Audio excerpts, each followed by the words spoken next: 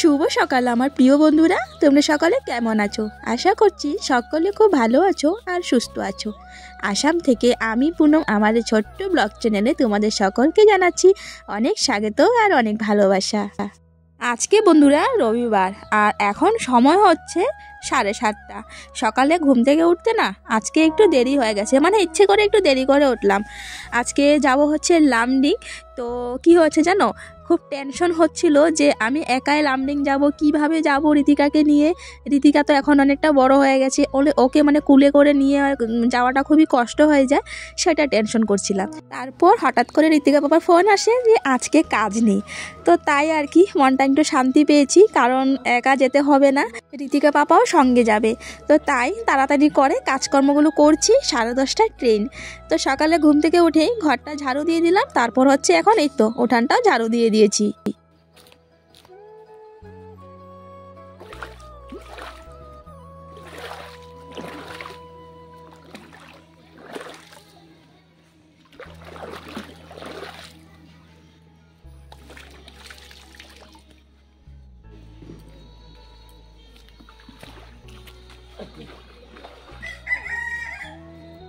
ঝাড়ু দিয়ে বন্ধুরা হাত পাটা ধুয়ে আসলাম, এখন হচ্ছে ব্রাশ করে নেব। ঋতিকা এখনও ঘুমোচ্ছে, ওদেরকে ডাকতে ঢুকলাম ঘরে যে তাড়াতাড়ি উঠো, যেতে তো হবেই।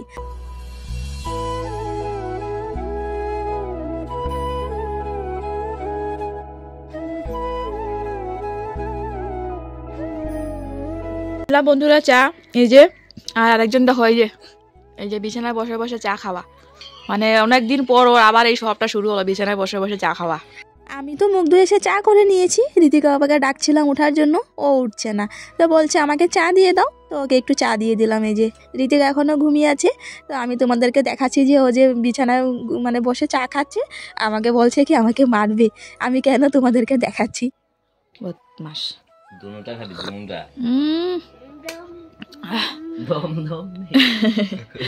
মেয়ে কি কয় দম দম বলে। তো এই যে আমিও নিলাম চা বন্ধুরা, চা খেয়ে তারপর কাজে হাত দেবো। চা খাওয়া শেষ বন্ধুরা, ঋতিকা উঠে পড়লো। তারপর আমি এই তো একটুখানি বাইরে দাঁড়িয়ে দেখছি, দেখো আমাদের চালের উপর কত পাতা। মানে কেন দেখছি বলো তো, সকালে একটা বিছা পেলাম, আর এই যে এত এত পাতা পড়ে টিনের উপর। এই পাতাগুলো না পচে তারপর বিছা হয় আর কি। আর ঘরে যেন বিছানার উপর খালি বিছা পড়ে। তো ঋতিকার পাপার গায়ে মানে খুব বিছা লাগে, কিন্তু আমার আবার লাগে না। তো ঋতিকার পাপা বলে এটা যে আমার ঘর, তো তাই আর কি আমাকে ধরে না, ঋতিকাকে আর ঋতিকার পাপাকেই ধরে। তো এইটাই দেখছিলাম, টিনের উপর অনেক পাতা হয়েছে, পাতাগুলো না কাউকে দিয়ে আর কি মানে ঝাড়তে হবে। তো দেখো এদিকে ঋতিকা ওই তো মুখ টুক ধুয়ে নিয়েছে, খেয়েও নিয়েছে। আমি এদিকে ঘরের সমস্ত কাজও করে নিয়েছি, এখন শুধু বাসন ধোয়াটা বাকি আছে। এই যে দেখো বিছানায় উঠিয়ে নিলাম, আর হচ্ছে বাবার খাটের থেকে না পাটিটা এনে এই খাটটায় পাতলাম, কারণ এখন ঠান্ডা পড়ে গেছে। তো বাবা বললো যে পাটিটা তুলে নিতে, তো তাই তুলে আমাদের রুমে আর কি একটা বিছানা যে খালি পড়ে আছে ওই বিছানাটা রাখলাম। তো দেখো ওইদিকে কত কত বাসন, এখন বাসনটা ধুয়ে নেব। বাসনটা ধুয়ে আমি একবারে স্নান করে নেব।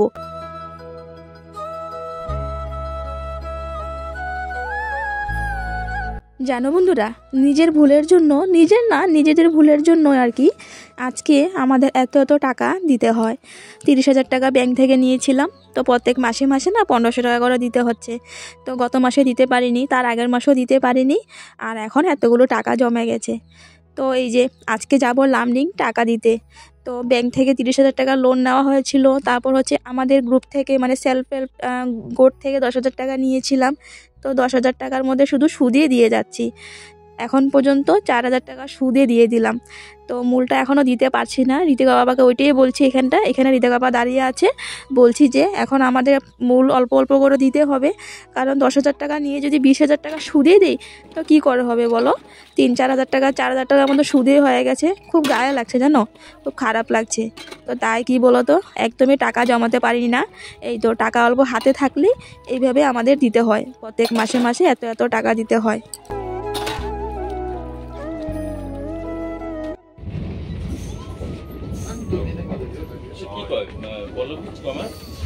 সবসময় আমার সঙ্গে এমনই হয় জানো, ঘরের সামনে স্টেশন, কি হয়েছে বাসনটা ধুয়ে না সঙ্গে সঙ্গে স্নান করে নিয়েছিলাম, তারপর গাড়ি না অ্যালাউন্স করলো, আর তারপর দৌড়ে ছুটে স্টেশন আসলাম, তারপর ট্রেনে উঠলাম। আর জানো ঋতিকাকে তো হাত পা ধোয়ানো হয়নি, কিচ্ছু হয়নি। ঋতিকার বাবা ওকে ঝটফট করে শুধু ড্রেসটাই পরিয়েছে, ওর চুলও আঁচড়ানো হয়নি। মানে আমরা এত তাড়াতাড়ি দৌড়ে ট্রেন ধরলাম। ওই তো ট্রেনে বসে আছি, কারণ আজকে যাওয়াটা খুবই প্রয়োজন, কারণ আজকে মিটিং হবে আর টাকা দিতে হবে। সময় যদি টাকা না দিতে পারি তবে কি বলো তো এক্সট্রা আর কি চার্জ কাটবে। তো তাই আর কি তাড়াতাড়ি করে এই তো আসলাম। আর এখন আছি অটোতে। আর জানো কি হয়েছে, ঠান্ডার কোনো সোয়েটারে আনিনি, প্লাস্টিকে ভরেছিলাম ক্যারি ব্যাগে। তো কি হয়েছে, ভুলে আসলাম। এই তো ট্রেন চলে আসলো, তো তাই আর কি তাড়াতাড়ি করে ভুলে আসলাম।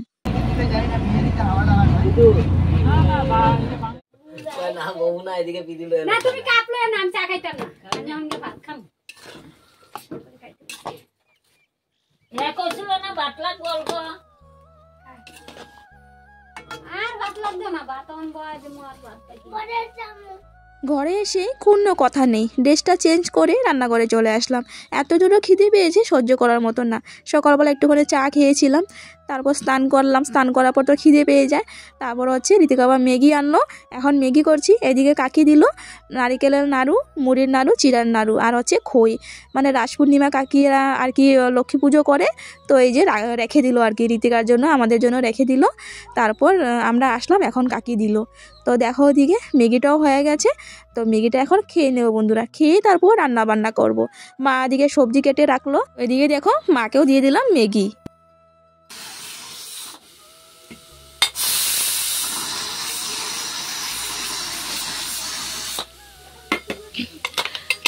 বন্ধুরা এদিকে ম্যাগি টেগি খেয়ে তারপর সঙ্গে সঙ্গে রান্নাটা বসিয়ে দিয়েছি। এদিকে কুকারে ডাল সিদ্ধ করলাম, আর হচ্ছে ভাত হয়ে গেছে, আর নিরামিষ ঘ্যাট হবে, আর শাক, আর 3টা ডিম আছে, ডিম অমলেট করে নেব। এটাই রান্না করব। খুব জোরে খিদেও পেয়ে গেছে জানো তো, মানে খিদে মানে ভাতের খিদে। ম্যাগি খেয়েছি তবু জানি কেমন লাগছে, মানে ভাত ভাত করছে মনটায়, ভাত ভাত কখন ভাত খাবো। তা তাড়াতাড়ি রান্নাটা বসিয়ে দিলাম। মা ওদিকে স্নান করছে, স্নান করে ঠাকুরটা দেবে। দৌড়ে দৌড়ে এসে দেখো ওদিকে রান্নাটাও করে নিচ্ছি। ডালটা সিদ্ধ হয়ে গেছে, শাক হবে আর নিরামিষ তরকারি হবে। মা দিকে তো সব কিছু কেটে রাখলো, আমি শুধু রান্নাটা তাড়াতাড়ি করছি। তো বন্ধুরা 1টা বেজে গেল, তাড়াতাড়ি করে রান্নাটা করছি। রান্নাটা করে আবার বিকেলবেলা মিটিং আছে 3টার দিকে, খেয়ে দিয়ে মানে রেডি হয়ে থাকবো। 3টার দিকে মিটিং আছে, তারপর আবার 6টার সময় ট্রেন। 6টার ট্রেনে আবারও চলে যাবো ডিফু।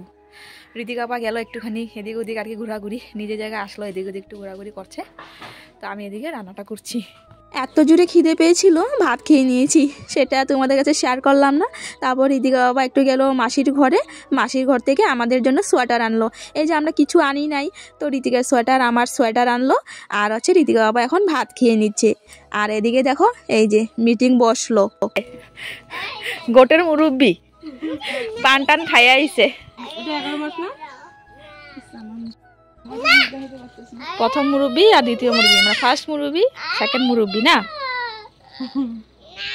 আস্তে আস্তে লোকজন আসছে। আর দেখো আমি চাদরটা যে পরেছি, এটা না আমার বিয়ের চাদর। তো এটা ছিল আর ঠান্ডা লাগছিল, তো তাই আর কি এখন পরে নিলাম। আর মাসির যে সোয়েটারটা দিয়েছে ওইটা যাওয়ার সময় পরবো। তো এখন এই তো সবাই এক এক করে টাকা দিচ্ছে, আমিও এখন টাকা দেব।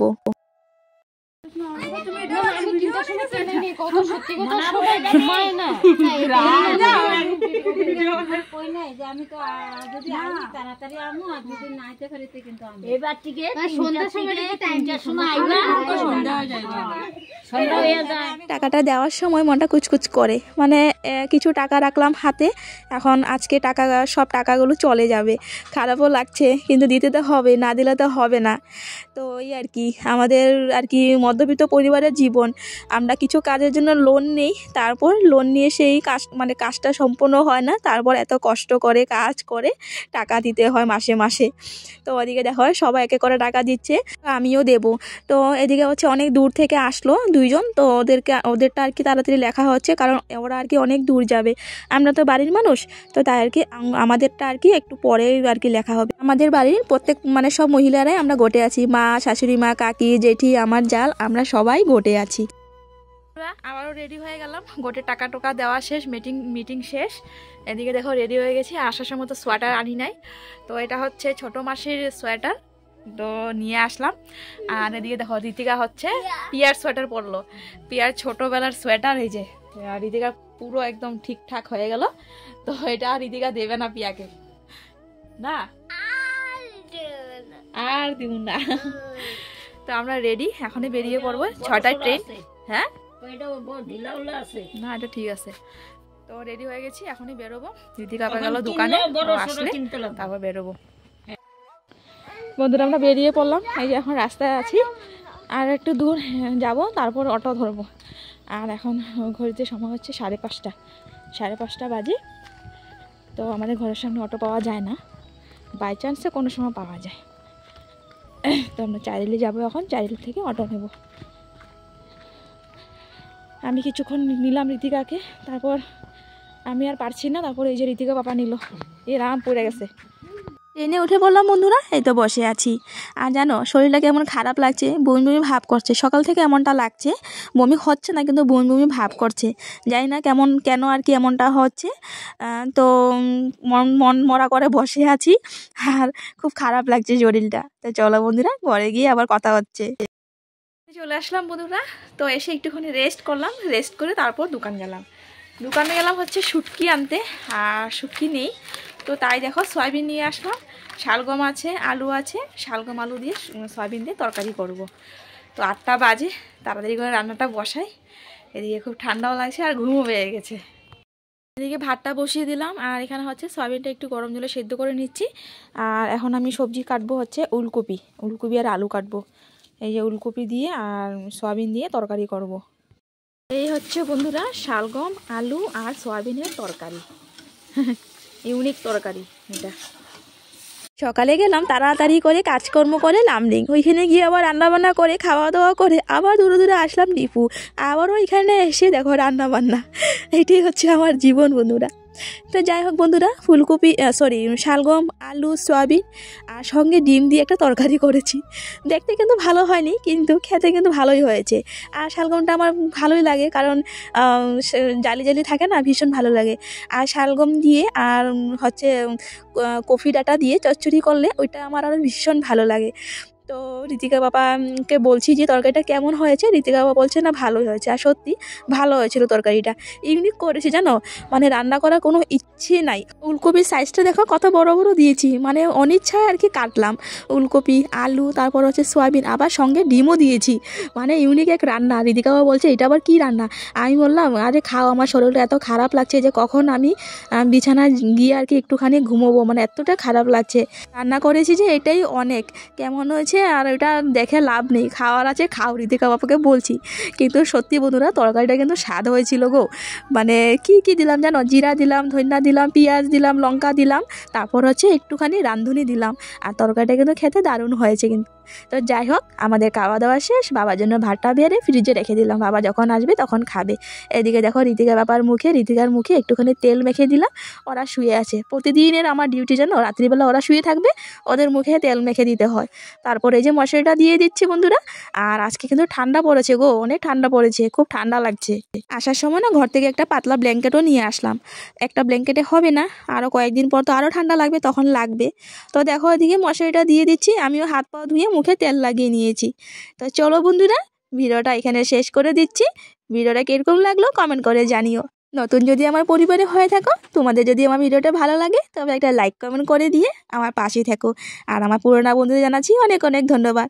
তো চলো বন্ধুরা, tata, bye bye, good night, দেখা হচ্ছে নেক্সট ব্লগ।